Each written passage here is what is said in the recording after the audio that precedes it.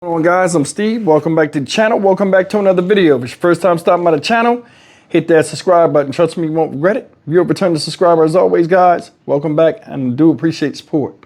You know, guys, with all the money that America claims to have and money that we are sending to other countries and to fund their motives and stuff they want to do, you would think a lot of those funds could really be of great benefit to the citizens in this country that deal with problems outside their control. Today I'm going to talk to you about a story that broke this morning out of Astoria, Queens. Shout out Queens, New York.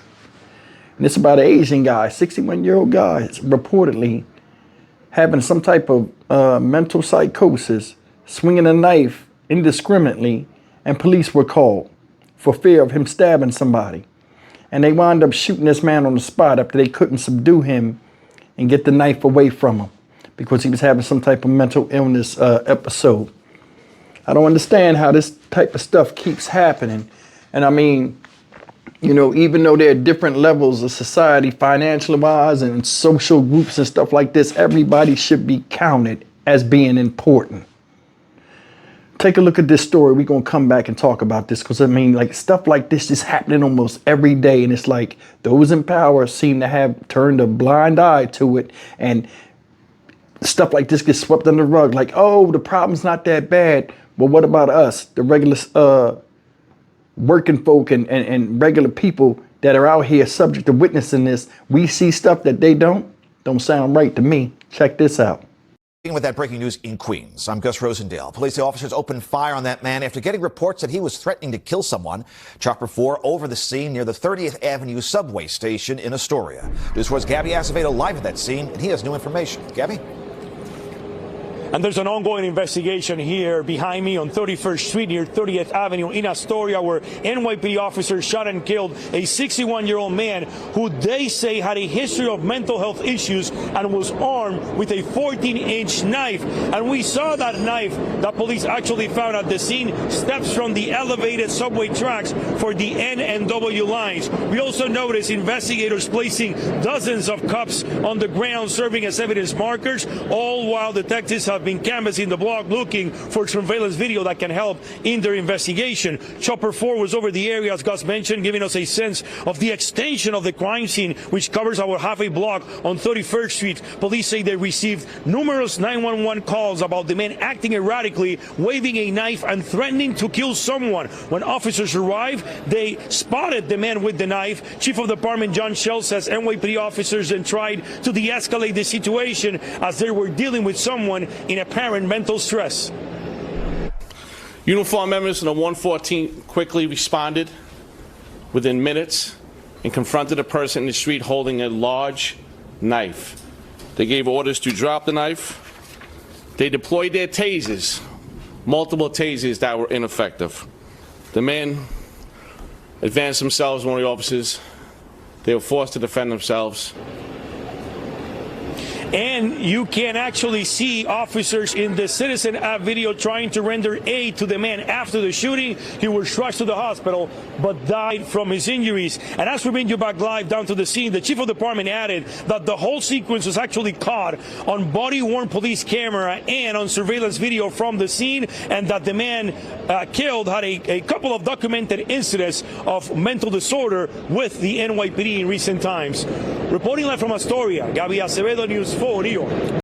Knife-wielding man shot and killed by police on the streets of Astoria. Welcome to Noon. Bianca Peters. That incident playing out this morning, and now we're hearing that at one point the officers' tasers failed to operate. Let's get right out to the scene in Fox 5's Lisa Evers. Lisa, what are you hearing as of right now?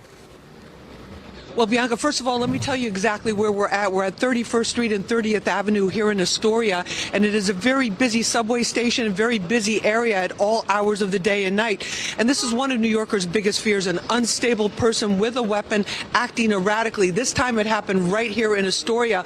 Police say they received multiple calls from people saying that there was a man with a large knife who was going around threatening people about 6:20 this morning.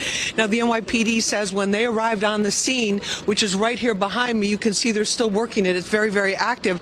When they arrived on the scene, they tried to talk him down. He refused to drop the 14-inch knife. They tased him several times. The tasers appeared to have absolutely no effect, and he kept moving towards them and was fatally shot. As the detectives are working the scene, the NYPD is telling us the danger became known about 6:20 this morning when 911 calls poured in about a 61-year-old Asian man with a large knife threatening people.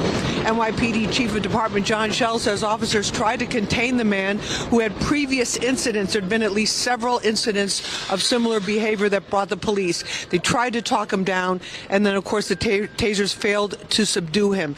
But when he failed to drop the 14-inch knife and kept moving towards the cops, Chief Schell was quite clear about that. He says they shot the man in self-defense. Here's Chief Schell.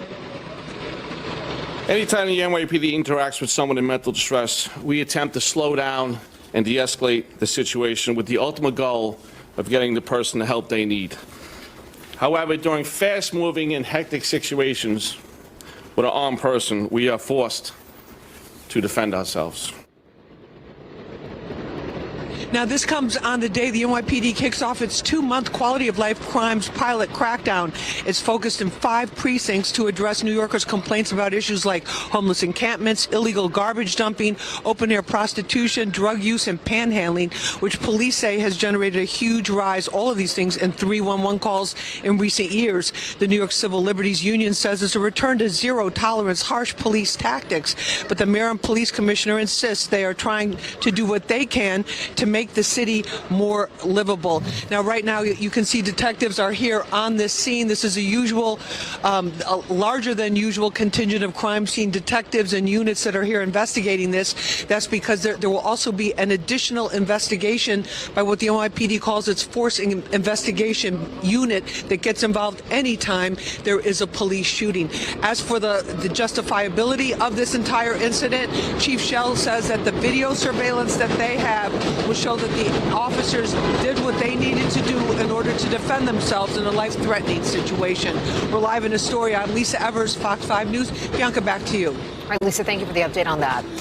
That's the story of this man, may he rest in peace, man, having some type of mental episode, and it resulted in him being shot in the street by police. I'm going to tell you something. I don't know that much about mental illness like that. You know what I'm saying? But to me, looking at some of the stuff it seems like these people be going through in their head, it's like almost like a nightmare that you can't wake up from. And a lot of people want to be taken out of their misery a lot of times. Now, I don't know if this is the case with this, but, you know, a lot of times you see people have mental episodes, whether they sane or not, and they want to get taken out of here by any means necessary, whereas hurting somebody and being put in confinement, i.e. prison, a mental institution, or just being killed by police. Something needs to be done about that. You know what I'm saying? Or like some type of funds and stuff ever need to be concentrated on that, because a lot of people can't get out of their own heads, literally. This guy had a 14-inch fillet knife.